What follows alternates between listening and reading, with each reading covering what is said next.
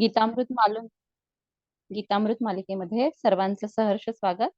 आज आपण भगवद्गीता जशी आहे तशी अध्याय 9 श्लोक क्रमांक 10 पाहणार आहोत. आपण प्रार्थनेने सुरुवात करूया. ओम अज्ञानतिमिरान्धस्य ज्ञानाञ्जनशलाकया चक्षुरुन्मिलितं येन तस्मै श्री गुरवे नमः.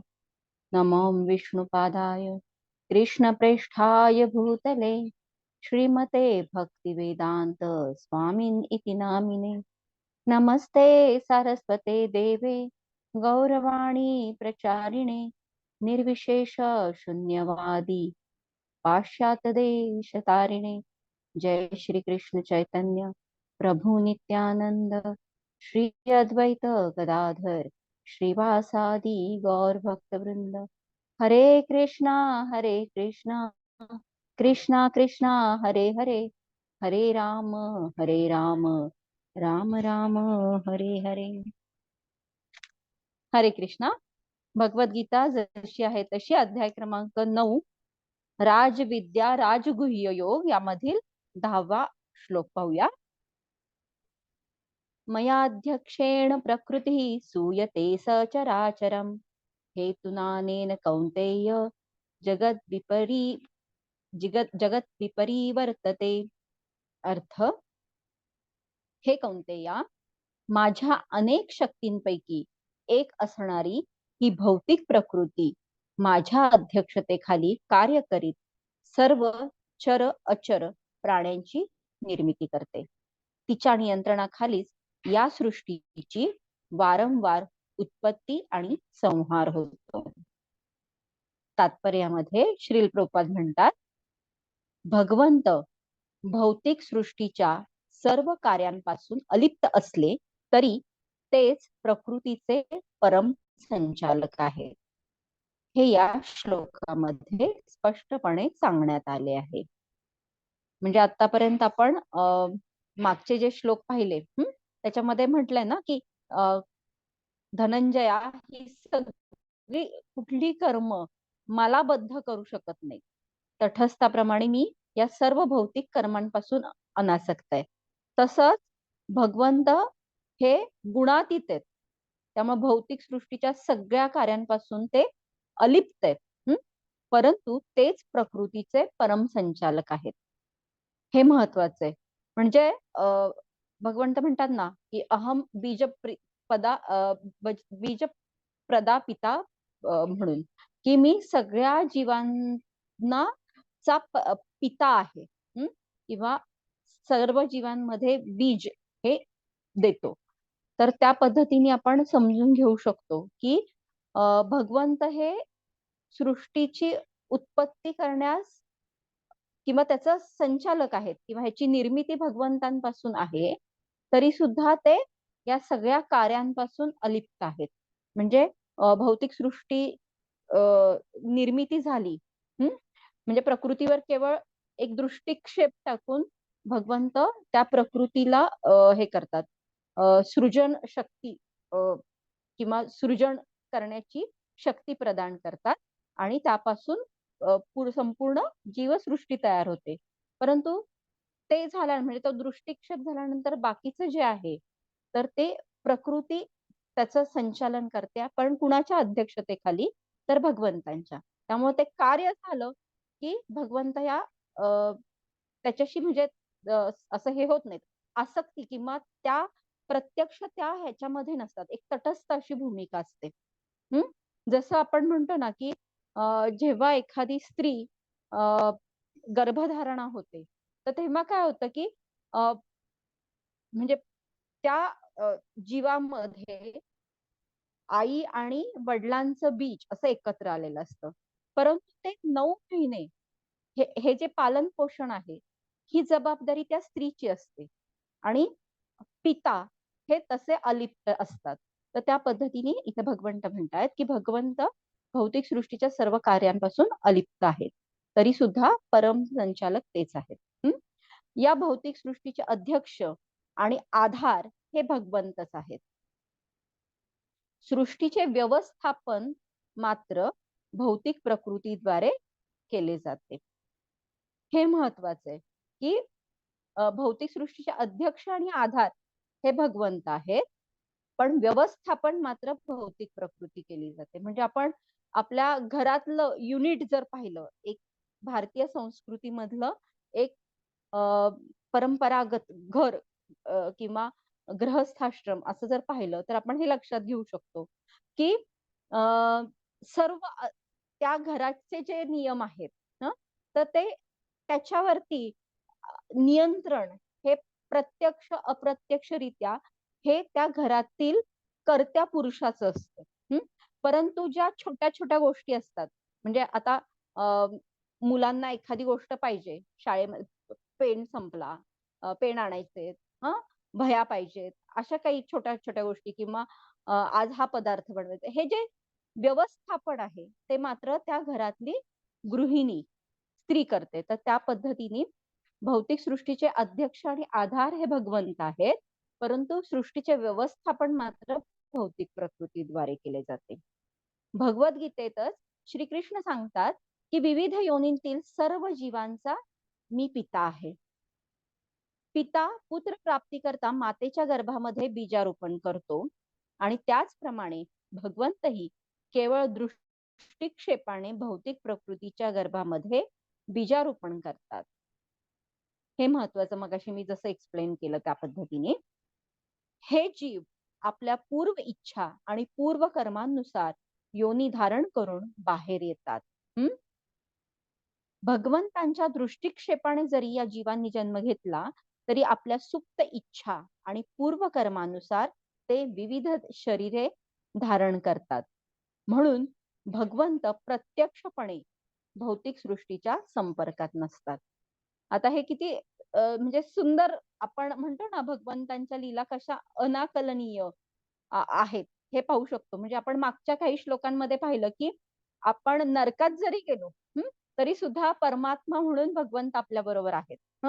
आणि इथे ते काय म्हणतात की प्रत्यक्षपणे मी भौतिक सृष्टीच्या संपर्कात नाहीये.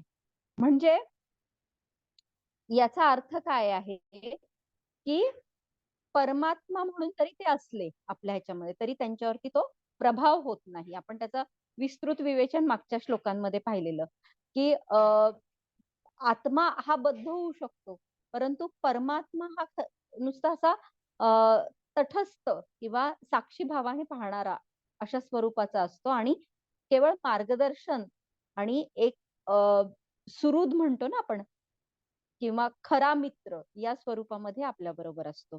तर तो प्रत्यक्षपणे भाग जरी घेत नसला तरी पण सदैव आपल्या अंतस्थ स्थित असतात भगवंत. तर हे खरं भगवंतांचं म्हणजे आपण म्हणतो ना की परमोच्च तत्व म्हणू शकतो, किंवा भगवंत हे कसे अनाकलनीय आहेत, किंवा त्यांची ही सर्वश्रेष्ठ ऐश्वर्य हे अशा पद्धतीने आपण जाणू शकतो.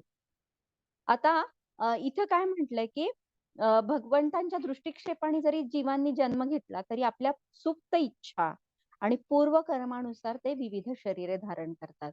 तर आता भगवंतांनी आपल्या इच्छा म्हणजे आपण आध्यात्मिक जगतात होतो सुरुवातीला, परंतु आपल्याला भगवंतांना सोडून या सृष्टीचं भोग घ्यायचा होता आणि म्हणून भगवंतांनी आपल्यासाठी ही भौतिक सृष्टी निर्माण केली. म्हणजे भगवंत किती कृपाळू आहेत ना, म्हणजे आपल्यासाठी खरं तर ही सृष्टी त्यांनी उत्पन्न केली. मग आपल्या इच्छा किती किती म्हणजे अनंत स्वरूपाच्या इच्छा आहेत आपल्या, आणि त्यानुसार आपल्याला त्यांनी जन्म प्रदान करण्याचं आपल्याला एक मुभा दिलेली आहे. आता हे करत असताना जसं मी एक सुप्त इच्छा असणार आहे माझी, तशी माझ्या भोवतालच्या लोकांची पण माझ्याकडून काही अपेक्षा किंवा त्या पद्धतीच्या काही सुप्त इच्छा असू शकतात. मग आता हे किती मोठं आपण म्हणतो ना एक परम्युटेशन आणि कॉम्बिनेशन करत केवळ इच्छानुसार जन्म मिळतो का? अजून लोकांच्या ज्या काही इच्छा आहेत आणि त्यानुसार ते जे काही कर्म करतायत आणि माझ्या इच्छेनुसार मी जे काही कर्म करते, तर त्या सगळ्यांशी जो एकमेकांशी संबंध येतो आणि त्यामधून ज्या काही चांगले किंवा वाईट व्यवहार एकमेकांशी घडले जातात, तर त्याच्यातून एक पाप आणि पुण्य असं कर्म आपण करत राहतो निरंतर आणि त्याचा परिणाम म्हणून आपल्याला काही कर्माची फळं मिळतात आणि ते उपभोगण्यासाठी म्हणून सुद्धा आपल्याला विविध शरीरे धारण करावी लागतात. त्यामुळे केवळ आपल्या इच्छाच महत्वाच्या नाही राहत, तर आपली कर्म सुद्धा याच्यासाठी महत्वाची राहतात. कारण प्रत्येक वेळेस एखादं आपण कार्य केलं की आपल्याला त्याचं कर्मफळ लगेच मिळतं असं नाहीये. तर ते काही काळानं मिळतं. असं सुद्धा होतं. म्हणजे जसं आपण लिंबू आणि साखर आणि मीठ असं एकत्र केलं. तर तो सरबत त्याचा आस्वाद आपण लगेच घेऊ शकतो. हां, आंबट, गोड, खारट अशा स्वरूपाचा आपण तिन्ही स्वाद असं सुंदर आणि आपल्याला एक छान तरतरी येते. परंतु जेव्हा आपण मोरावळा करतो, हां, तर तेव्हा काय करायला लागतं, की आवळे शिजवावे लागतात, परत त्याच्यात साखर घालावी लागते आणि मग तो पाक हा मुरावा लागतो. तेव्हा आपल्याला त्या मोरावळ्याचा आस्वाद घेता येतो.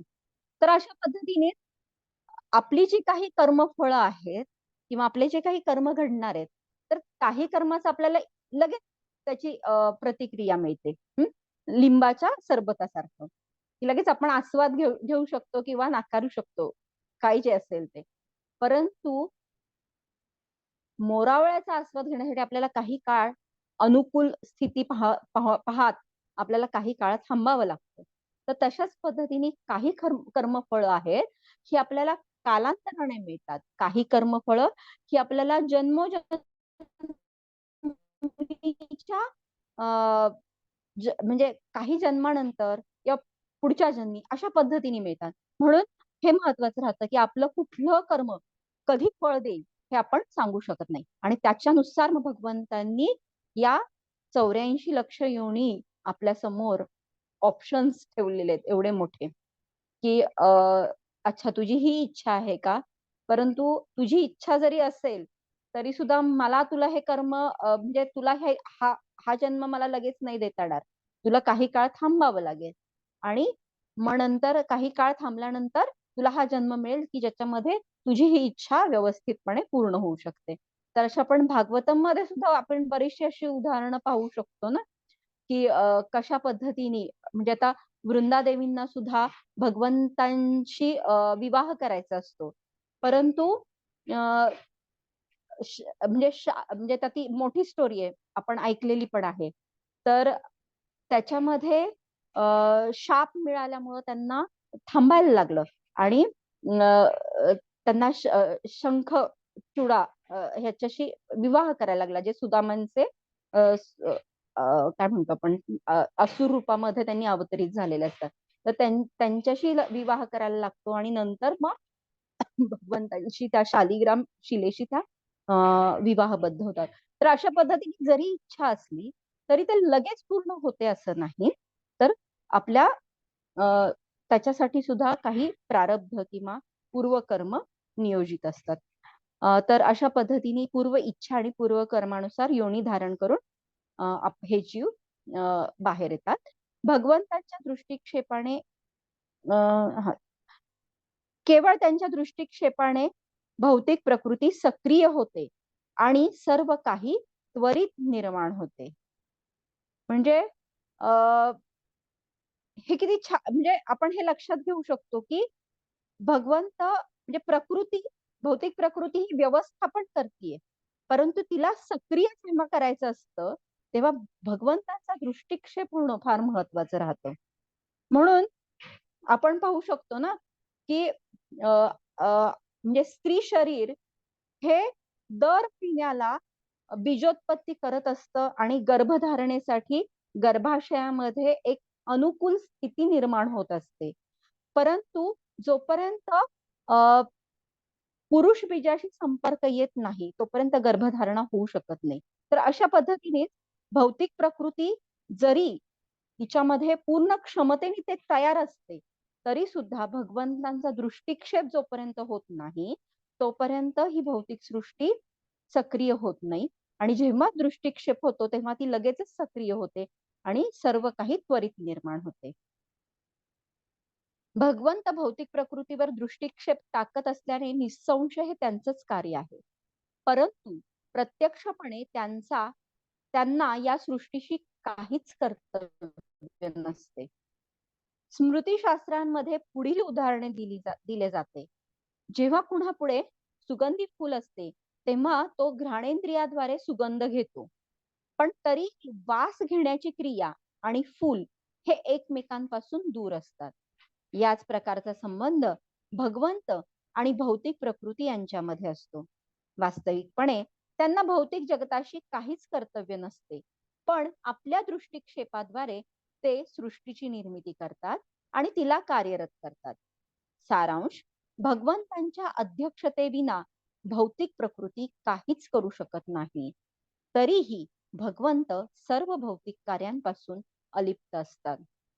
म्हणजे याच्यामध्ये भगवंतांचं भगवत तत्व आपण जाणू शकतो की असं कुणीच नाही करू शकत की दोन विरुद्ध गोष्टी एकाच वेळे असणं हे केवळ भगवंतच करू शकतात.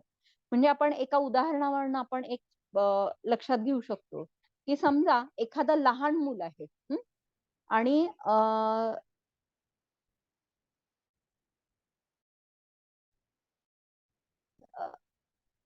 तो त्याला एखादा की नाही मला आज खूप साऱ्या किंवा त्याची आई काय करेल की ठीक आहे तुला हे खेळायचंय ना तर मग ते घेऊन देऊ शकेल. तर खर तर ते देण्याची क्रिया कुणाकडनं घडतीये तर आई वडिलांकडनं. पण म्हणून त्या खेळाशी ते असे आसक्त किंवा त्याच्यामध्ये त्यांना इंटरेस्ट असतो का की नाही फक्त त्या आपल्या बाळाला तो आनंदित होतोय म्हणून त्याला आनंद कसा प्राप्त होईल एवढं ते पाहतात. आणि त्या ह्याच्यापासनं म्हणजे एकदा खेळणी दिली की फक्त पाहतात की तो व्यवस्थित खेळतोय ना किंवा कुठं काही लागत नाही ना एवढं फक्त पाहतात आणि खरं तर ते आपापल्या नित्यकर्मामध्ये व्यस्त होतात. तर अशा पद्धतीने आपल्याला पण अशा खूप साऱ्या इच्छा आहेत ना. आपल्याला कामाशी खेळायचंय, आपल्याला क्रोधाबरोबर खेळायचंय, म्हणजे खेळणं पाहिजे ना हे. कारण ह्या साधनांद्वारेच आपल्याला भौतिक सृष्टीचा उपभोग घ्यायचा आहे. काम, क्रोध, ईर्ष्या, द्वेष ह्या सगळ्या गोष्टी ही साधनं आहेत ना की जेणेकरून आपण या भौतिक सृष्टीचा उपभोग घेऊ शकू. म्हणून भगवंतांनी आपल्याला त्या इच्छा आणि कर्मानुसार आपल्याला ह्या सगळ्या गोष्टी प्रोव्हाइड केल्यात. परंतु हे एका म्हणजे त्यांच्या दृष्टीने हे सत्य गोष्ट नाहीये. म्हणजे एक खेळणं दिल्यासारखं आहे आणि आपण आता त्याच्याशी खेळतोय. त्यामुळं त्या खेळण्यामध्ये भगवंतांना प्रत्यक्षपणे ते त्यापासनं अलिप्त आहेत. तर अशा पद्धतीने भगवंतांनीच जरी भौतिक सृष्टीची उत्पत्ती केली असली तरी इथल्या गोष्टींचा परिणाम त्यांच्यावर होत नाही, कारण ते गुणातीत आहे आणि त्यांच्या नियंत्रणाशिवाय किंवा त्यांच्या अध्यक्षतेशिवाय भौतिक प्रकृती ही काहीच करू शकत नाही. म्हणजे जसं घरामधलं पण आपण उदाहरण पाहू शकतो की सर्व काही गोष्टी ह्या वडिलांच्या कर्ता पुरुष म्हणून चालतात. जरी प्रत्यक्ष कार्य आई करत असली तरी सुद्धा ती म्हणजे मुलांनी एखादी गोष्ट मागितली तरी सुद्धा ती वडिलांना ते पटेल की नाही हे पहिलं पाहते आणि मग त्यानुसार त्या गोष्टी मुलांना ती प्रोव्हाइड करत असते. किंवा सरकाराचं पण आपण उदाहरण पाहू शकतो की प्रत्यक्षपणे कुठलीही व्यक्ती त्या पदावरची व्यक्ती ही प्रत्यक्षपणे अगदी छोट्या छोट्या गावांमध्ये येत नसली तरी सुद्धा एक जो काही नियम ठरलेले असतात सरकारचे तर त्यानुसारच म्हणजे अगदी तळागाळातल्या सगळ्या सुविधांपर्यंत किंवा तळागाळातल्या जनमानसांपर्यंत तेच नियम सगळीकडे लागू होतात. तर अशा पद्धतीने एक कुणीतरी कंट्रोलर लागतो. तर भगवंत हे खर तर परम नियंत्रक अशी त्यांची भूमिका आहे. परंतु ते इतके प्रेमळ आहेत की ते खरं तर आपल्याला सुहृद म्हणून प्रत्येक क्षणोक्षणी आपल्या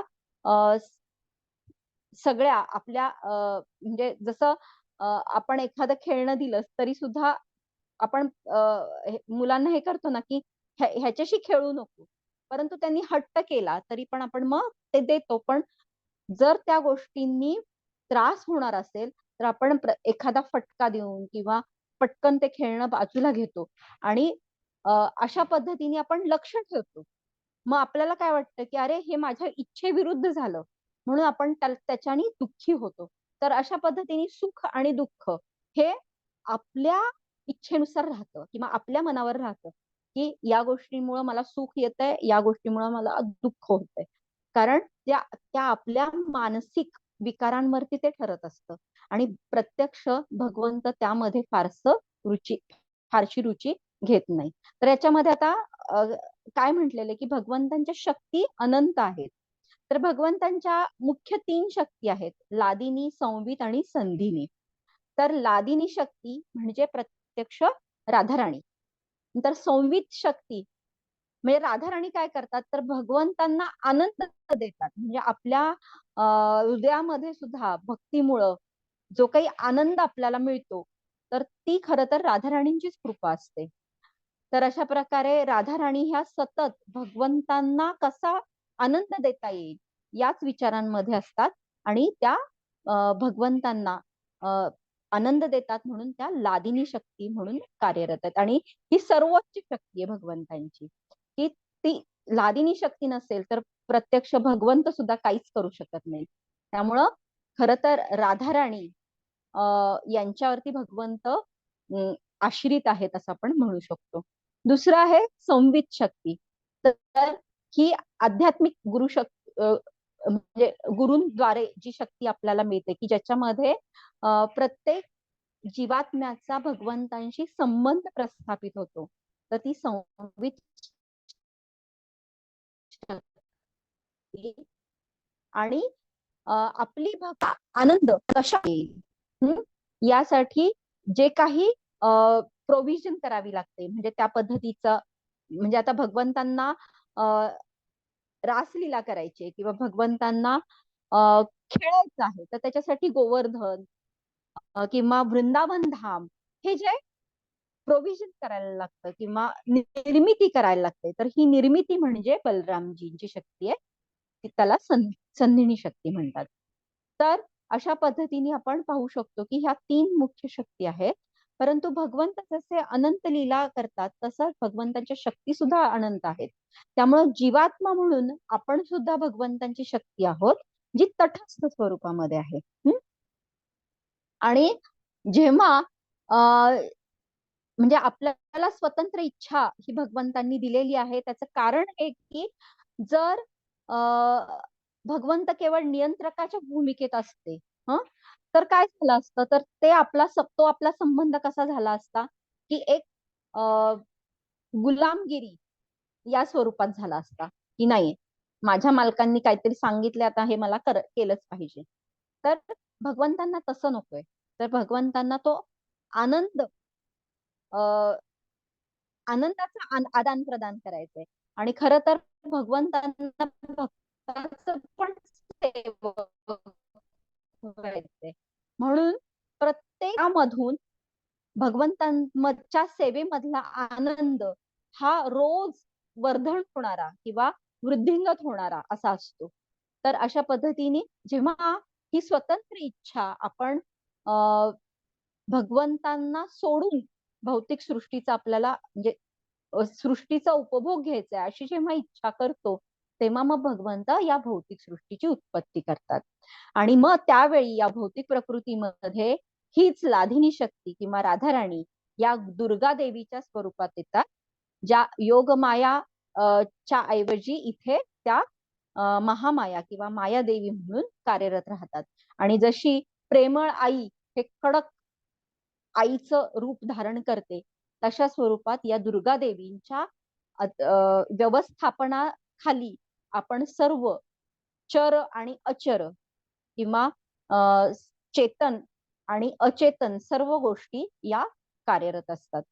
तर आणि मग त्या व्यवस्थापनामध्ये मात्र भगवंत फारसा त्याच्यामध्ये ते लक्ष घालत नाहीत म्हणा, किंवा उदासीन असतात. त्यामुळं आपण कुठली भौतिक इच्छा केली तर भगवंत पूर्ण करतीलच असं होत नाही. परंतु जेव्हा आपली इच्छा ही आध्यात्मिक असते आणि आपण त्या भक्तीचा आपण स्वीकार करतो, त्यावेळी मात्र सर्व सूत्र ही भगवंत स्वतःच्या हाती घेतात. आता आपण एक छोटस उदाहरणावरून हे समजून घेऊ शकतो. तर जेव्हा भगवंतांची स्वतःची म्हणजे त्यांचं कार्य धर्मस्थापना किंवा साधूजनांचं रक्षण या स्वरूपाचं संपुष्टात येतं, तेव्हा या भौतिक सृष्टीतून लीला समाप्तीसाठी त्यांना सुद्धा एक कारण हवं असतं. म्हणून मग त्यांच्या बरोबरचे जे काही वृंदावनवासी आहेत त्यांना सुद्धा स्वधामी परत नेण्यासाठी म्हणून एक छान लीला घडते की भगवंतांचे नातू जे आहेत सांब, तर ते एका मुनींचा म्हणजे अपमान करतात थोडक्यात, की ते येत असताना मुसळ पोटाला बांधलेलं असतं आणि ते म्हणतात की म्हणजे ओळखा काय म्हणजे मुलगा मुलगी काय होईल असं. तर आणि चेष्टा करतात थोडक्यात. मग ते ऋषी त्यांना शाप देतात की जे काही होईल ते तुमच्या कुळाच्या नाशाला कारणीभूत राहणार आहे. आणि मग हे ऐकल्यानंतर मग सगळेजण असे भयभीत होतात. मग उग्रसेन महाराजांपर्यंत ते जातात. मग त्या मुसळाचे पूर्ण असे नष्ट करण्याचा प्रयत्न होतो, परंतु त्याचा एक तुकडा पण राहतो आणि ते ज्या नदीमध्ये फेकलं जातं तर तिथे असे असं म्हणतो ना आपण, असे टोकदार असे हे येतात, जलपर्णी कशी असते किंवा असे उभे असे तृण असे येतात आणि ते जे काही धातू आहे तो मेटल, हा, तर तेच एक उचलून एक भगवंतांच्या जेव्हा पायाला तो शिकारी तो हे मारतो आणि त्याच्यामधून प्रत्यक्ष भगवंतांचा म्हणजे इथली या जगातली लीला संपुष्टात आणण्यास तेवढी एक गोष्ट कारणीभूत ठरते. इव्हन बाकीचे जे व्रजवासी आहेत ते सुद्धा ते जे काही शस्त्र म्हणू आपण, तर ते घेऊन एकमेकांवरती वार करतात आणि ते त्यांच्या या अंतिम क्षणासाठी कारणीभूत ठरतं किंवा ही अंतिम लीला तेवढ्या एका गोष्टीतून घडते. आता प्रत्यक्ष म्हणजे यामध्ये भगवंतांना हस्तक्षेप करता आला असता, की हा जो काही शाप मिळालाय तर भगवंत काही करू शकतात, तर हा त्यांना उशाप किंवा ते दूर पण करू शकले असते, पण त्यांनी त्याच्यामध्ये लक्ष घातलं नाही. कारण एक म्हणजे भगवंताच्या कुठल्याही लीला ह्या चार गोष्टी कशा एकत्र करता येतील अशा स्वरूपाच्या असतात, की प्रत्येक गोष्टीला आपण असं नाही पाहू शकत की हे असं घडायला पाहिजे होतं, ते तसं घडायला पाहिजे होतं, असं नाही राहत. तर एकाच बाणातून सगळीकडे कसा त्याचा परिणाम होईल अशा पद्धतीने भगवंतांच्या लीला असतात. त्यामुळं भगवंतांनी तो एक त्यांनी तो काय म्हणतो आपण आधार घेतला किंवा ते एक निमित्त मात्र ठरलं खरं तर. पण मुख्य उद्देश काय होता की या जगतातील भौतिक जगतातील या लीला आता आपल्याला संपवायच्या आहेत. त्यामुळे ते एक फक्त निमित्त मात्र म्हणून त्यांनी त्याचा उपयोग करून घेतला. तर अशा पद्धतीने भगवंतांनी याच्यामध्ये कुठंच भौतिक सृष्टीच्या नियमांमध्ये त्यांनी बाधा आणली नाही किंवा ते सुद्धा स्वीकार करतात या सगळ्या नियमांना.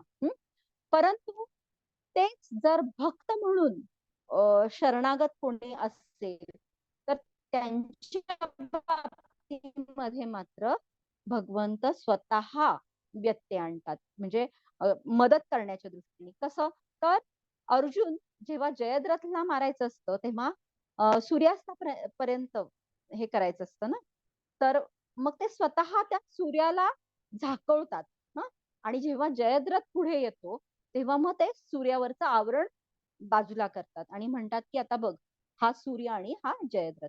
तर अशा पद्धतीने भगवंत भक्ताला शरणागत भक्ताला सर्व गोष्टी म्हणजे सर्व नियमांच्या दूर करून तिथं प्रत्यक्ष मदत करतात. त्यामुळं भगवंत हे आपल्यामधील भक्तीची काळजी घेतात, ना की आपल्या भौतिक इच्छांची. हे आपण समजून घेऊ शकतो. जसं म्हणजे ही भौतिक सृष्टी ही एक आपलं सुधारगृह आहे किंवा शिक्षा देण्याचं तुरुंग आहे. तर याच्यामध्ये काय अपेक्षित आहे, की आपण इथे सुधारणा करायची आपल्या चेतनेमध्ये. आपल्या चेतनेवरती तसे संस्कार करायचे आहेत आणि मग या सुधारगृहातून किंवा या तुरुंगातून आपल्याला सुटका करून आपल्या मूळ ग्रही परत जायचंय. त्यामुळं चांगली जर आपण वर्तणूक केली आणि त्या जेल मधले जे काही नियम आहेत ते आपण पालन केले आणि मनामध्ये एकच विचार ठेवला की आपल्याला इथून बाहेर जायचंय. त्यामुळं जेवढं इथले काही शिक्षा आहे ती आपल्याला उपभोगायची आहे आणि ते उपभोगत असताना आपण ती नम्रता ठेवली पाहिजे किंवा अजून त्याच्यातून अजून कुणाला काही त्रास होणं किंवा अजून काहीतरी चुका करणं हे आपण टाळलं पाहिजे. हे जर आपण केलं तर आपण पाहू शकतो की एखाद्या जेलमधील फाशीची शिक्षा होणार असेल तर त्याला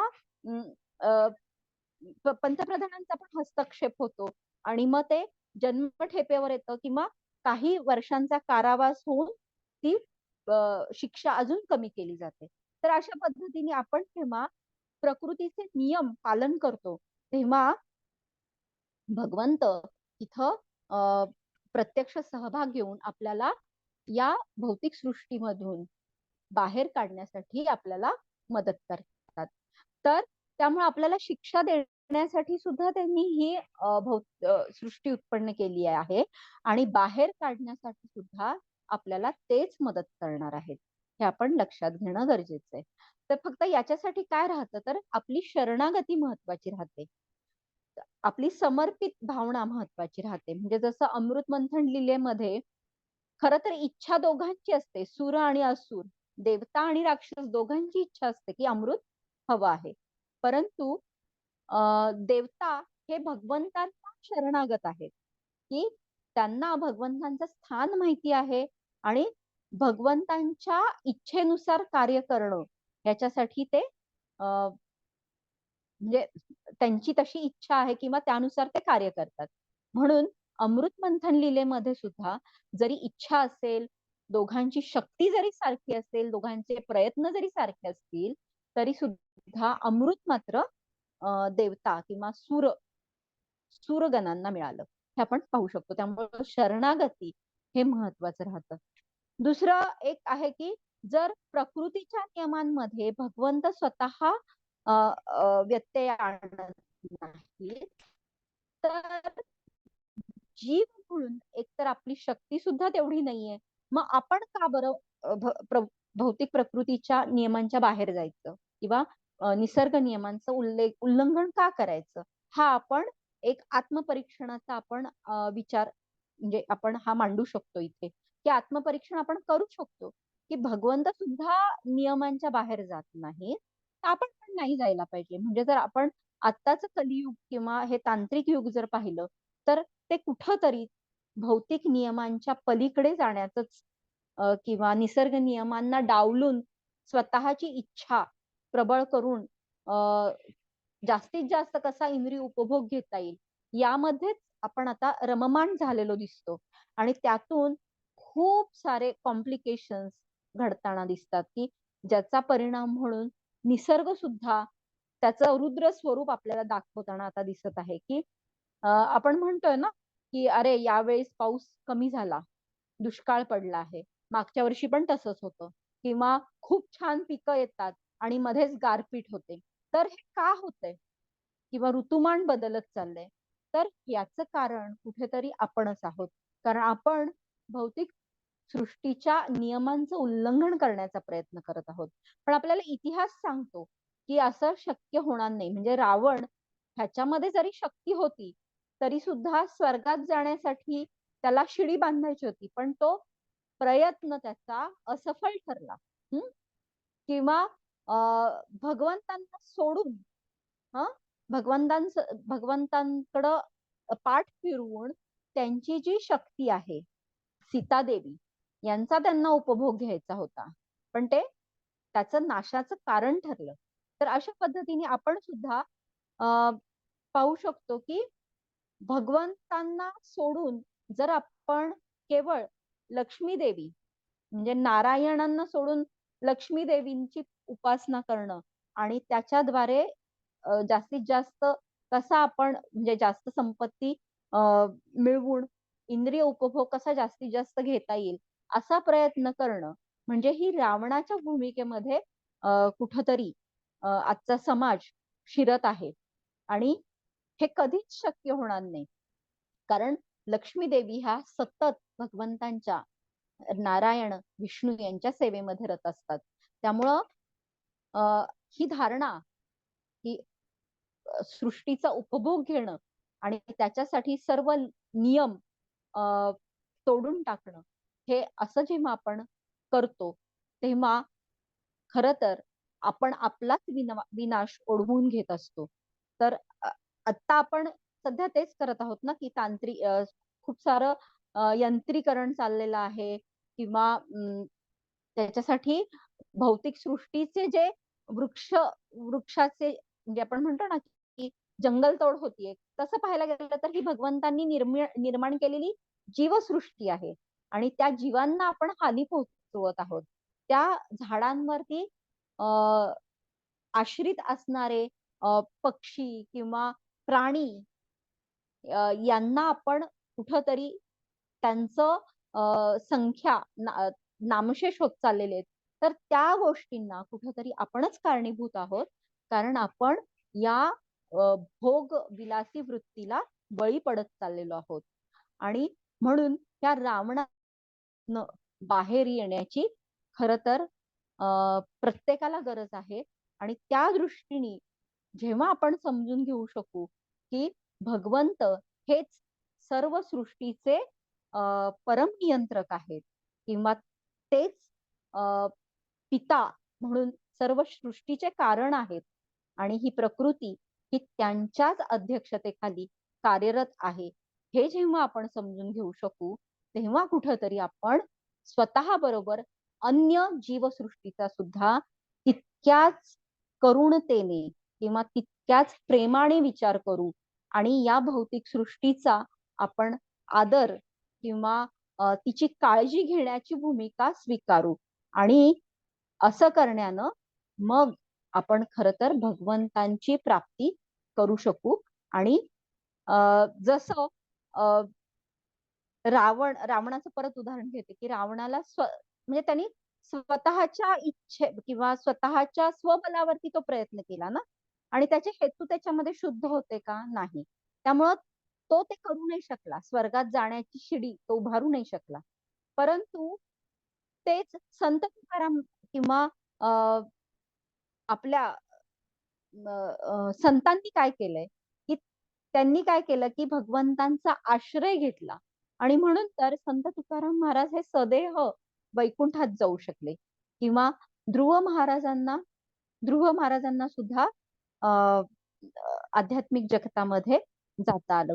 तर अशा पद्धतीने आपण पाहू शकतो की जेव्हा समर्पण आणि भक्ती भावना असते तेव्हा खर तर आपण ज्या गोष्टी आपल्याला प्राप्त करायच्या आहेत तर त्या आपण खूप चांगल्या पद्धतीने आपण भगवंत आपल्याला प्रदान करतात आणि ज्याच्यामध्ये आपला शाश्वत असा भगवंतांशी संबंध असतो आणि भगवंतांचं सानिध्य आपल्याला मिळतं, भगवंतांच्या भक्तांचं सानिध्य मिळतं आणि तो जो शाश्वत आनंद प्रदान करतात भगवंत, तर तो कुठल्याच इतर गोष्टीमध्ये नसतो. त्यामुळं जरी आपण एक प्रतिबिंब म्हणून म्हणजे आध्यात्मिक सृष्टीचं प्रतिबिंब म्हणून आपण भौतिक सृष्टीचा हा उपभोग घेण्याचा प्रयत्न करत आहोत, तर हा प्रयत्न म्हणजे आपलं जे प्रतिबिंब आहे आरशात पडणारं तर त्याला सजवण्यासारखं आहे.